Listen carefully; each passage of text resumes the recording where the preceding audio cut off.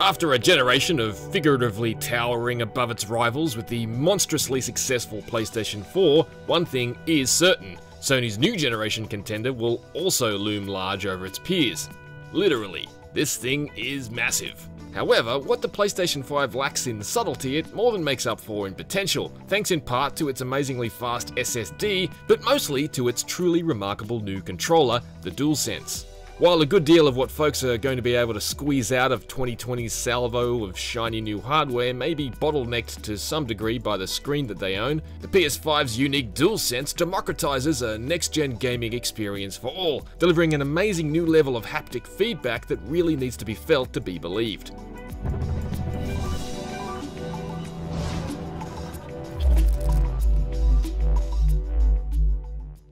Make no mistake, the austere and unceremonious nature of the box and packaging is in stark contrast to the PlayStation 5 itself, which is far and away the most flamboyant looking console I've ever owned. Rather than a single shell, the PS5 appears to be made up of 4 separate pieces: a glossy black case sandwiched between a pair of warped matte white plastic plates with a detachable stand.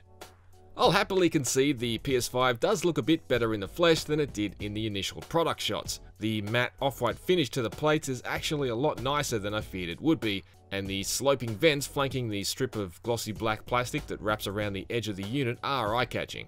The problem to my eye is that the gradually widening black strip on the front and the flappy overhanging plastic corners makes the PS5 look a little bit like a piece of luggage that's stuffed too full to zip up properly. And the irregular curves remind me more of a cassette that spent a hot summer's day on a car dashboard than a PlayStation. It's obviously not the first white games console, but in concert with its sheer size and shape, it's surprisingly ostentatious for something designed to sit beneath or beside black televisions, black soundbars, black subwoofers, and a generation of black AV equipment and gaming hardware. It's a bit showy, and in a world of generally sleek and simple tech, it looks a bit out of place, like 2006's vision of 2046. On the front, you'll find access to the Ultra HD Blu-ray optical drive, a high-speed USB Type-A port, and a super-speed USB Type-C port, as well as the power button and eject button. These buttons are adjacent to each other, but the eject button is noticeably smaller, so if you're anything like me, there's now hope of not spending an entire generation trying to remember which button is which. On the back, there's the figure 8 power connection, an HDMI out, 2 super-speed USB Type-A ports, and an Ethernet port. Unlike the PS4, the PS5 does not feature an optical audio out.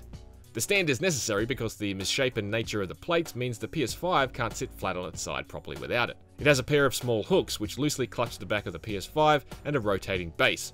Sitting flat, the console is simply perched on the stand without any additional fixtures. The base can flap around and slip left, right, or even off entirely, but that's something unlikely to frustrate unless you're regularly moving your console from place to place. Positioned vertically, a single screw is required to affix the stand to the console to prevent it from falling out of it. The slotted screw comes stored in the stand itself and is easy to install. If you don't have a flat screwdriver, a knife, or even your thumbnail will suffice. Appearances aside, there is one element of the PS5 that can't be as easily ignored, and that's the sheer size of it. Positioned vertically and perched atop its stand, the PS5 is about 40 cm tall, or 16 inches. With the stand switched, that figure is a fraction less when positioned horizontally, coming in at around 39 cm, but even in this orientation, the PS5 is still just over 11 cm high, or 4.5 inches, at the point where its top plate curls skyward. That's bigger than the grill-sized PS3 or the VCR-like original Xbox One. It's even bigger than 2 original PS4s stacked on top of each other. There are only 2 bigger white appliances in my house. One washes my clothes and the other keeps my butter cold. The PS5 fits in my furniture, albeit with the subtlety of a Humvee squeezing through a drive-thru, but may not fit in everyone's setup. It's quaint that this year's biggest console comes from the land of capsule hotels and K-cars, and it's the American console that's more compact by comparison.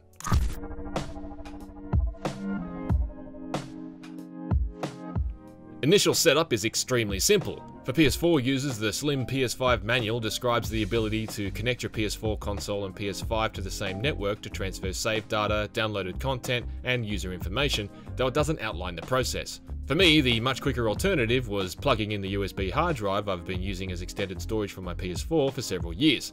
It's a cinch, and the PS5 can access your existing digital PS4 games from it instantly. For long-time PlayStation users, the PS5 makes it very easy to browse your whole digital library and sort between PS5 and PS4 games. Oddly enough, there's a search field for PS3 games too, though it comes up empty. The PS5 UI doesn't feel wildly removed from its roots on the PS4, particularly as you get deeper into the menus, but it's definitely different and significantly more elegant in a number of ways. Now, a single tap of the PlayStation button in the center of the controller will bring up what Sony has called the Control Center, which is a little like a taskbar on a Windows PC. Checking things like current downloads and what friends of yours are online on PS4 requires a bunch of shuffling back and forth, up and down, and left and right through menu icons. The PS5's Control Center places all that info at our fingertips after one button press. The other key point of difference are dubbed cards, which are also presented on screen when you hit the PlayStation button. Some of these are just fluff, like links to newly published articles about games you're following on PlayStation and recent screenshots, though the activity cards seem to have the potential to be a little more useful. There's slightly frivolous information about how much longer it's estimated you'll need to complete a certain level or task, but there's also the promise of the ability to immediately view pre-made game hints without having to reach for your phone. For example, it was revealed earlier this week, the PS5 remake of Demon's Souls will feature over 180 help videos that players can opt to watch if they get stuck. The ultimate value of the PS5's activity cards is hard to gauge at the genesis of the PS5 though. Hopefully, developers will embrace them as useful ways to communicate with players while in game, and not turn them into lists of additional chores. There's other interesting stuff sprinkled throughout the PS5's UI too though, from a global setting to invert the Y-axis by default like the Xbox 360 used to do, to the ability to watch a friend play a game picture-in-picture while chatting to them as you play something else entirely. I'm not a particularly proficient multitasker, so I can't say I'm very interested in the latter, but the former warms my old-school upside-down heart.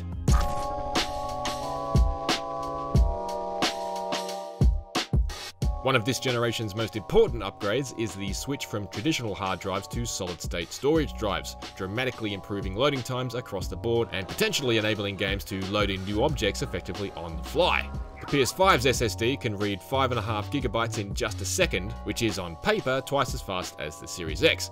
In practical terms, it means I could go from powering up from a complete shutdown to perched on top of whatever Manhattan building I last left Miles Morales on in a mere 45 seconds. That still leaves time to tap your toe, but once I was in-game, the time it takes to go from selecting a save to load to actually swinging through Spider-Man Miles Morales' open world is basically a blink.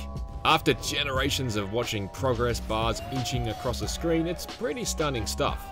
I thought that was going to be the game-changing feature of the PS5, but to my surprise, it's really the DualSense controller that boasts the biggest potential. It may feel fairly similar to the DualShock 4 at first touch, but it didn't take me long to realize it's really an incredibly impressive new beast entirely.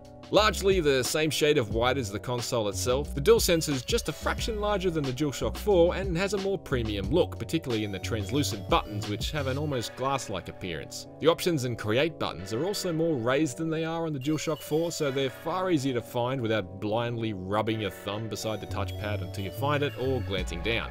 The DualSense also has a built-in mic, making headsets unnecessary, but it still has a 3.5mm jack for those who prefer to use them. The charging port is USB-C. However, it's what's on the inside that makes all the difference, and the range of haptic feedback the DualSense can provide is quite astonishing. Nuanced rumble travels from palm to palm and with a wide spectrum of effects, from almost imperceptible pulsations to massive vibrations. The triggers not only buzz with force feedback like the Xbox One controller, but also fight back and introduce a brand new layer of immersion.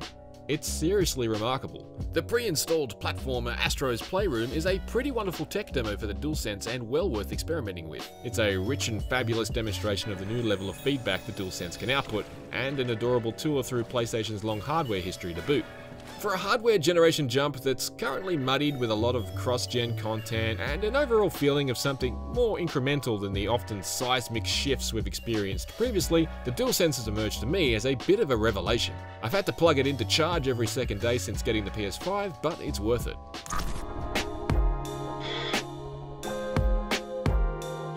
In the power stakes, there's been a role reversal this generation, with Microsoft's new Xbox Series X arriving with reportedly 20% more grunt than the PS5. That said, it's a bit of a meaningless figure until we can properly examine how the Series X and PS5 cope with the same third-party games head-to-head. Regardless of the apparent power disparity, however, doubling the frame rate to 120Hz will also be on the cards with certain games, should your 4K TV support it, but personally I suspect I'm going to get a lot more mileage out of the better resolution and lighting effects that players who opt for increased frames may be forced to sacrifice. Spider-Man Miles Morales, for instance, has the option to switch between a 30 frames per second fidelity mode with the maximum amount of visual flourishes and a 60 frames per second performance mode without things like ray tracing and other advanced lighting effects and temporal techniques providing a 4K picture from a lower resolution base. Fidelity mode was easily my preference, as without the slick lighting and real-time reflections, it was a bit of an anticlimax. Despite all that horsepower under the hood, the PS5 is impressively silent, and IGN's testing is pegged it at a virtually inaudible 44 decibels at 58 degrees Celsius in the midst of Spider-Man Miles Morales. It's a refreshing change from my current PS4 Pro. Booting up Marvel's Spider-Man on that makes it sound like it's ready to be catapulted off an aircraft carrier. Unfortunately, one of the PS5's key strengths, its lightning-quick SSD, is also one of its weaknesses. It may say 825GB on the box, but that translates to just 667GB of usable space, which is significantly smaller than the Xbox Series X's 802GB of usable space. There's room for maybe a dozen games, and even fewer if they're anything like current generation behemoths like The Last of Us Part 2 or GTA 5. As I mentioned, you can carry on using any external hard drive you may have already been using in your PS4 and continue to play PS4 games off of it, but PS5 games can only be played when installed on the SSD. And while you can open up the top lid of the console to install an additional SSD for more internal space, there are currently no Sony-approved drives on the market. PS5 games can be stored on an external HDD but need to be copied back to the SSD to play, though the near-instantaneous loading times for PS5 games may make this palatable. However, it's worth noting that losing time later to the task of moving stuff around when my SSD invariably fills up may feel a bit like robbing Peter to pay Paul.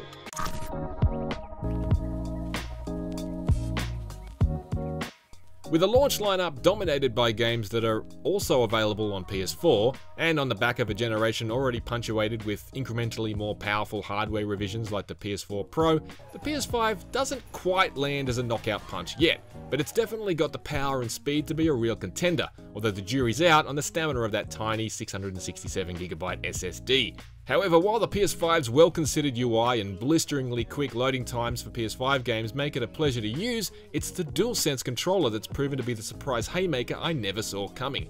It truly leaves other controllers feeling primitive in comparison.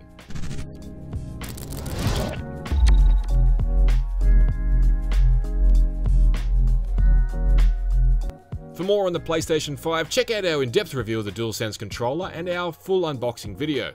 For everything else on the new generation of gaming, stick with IGN.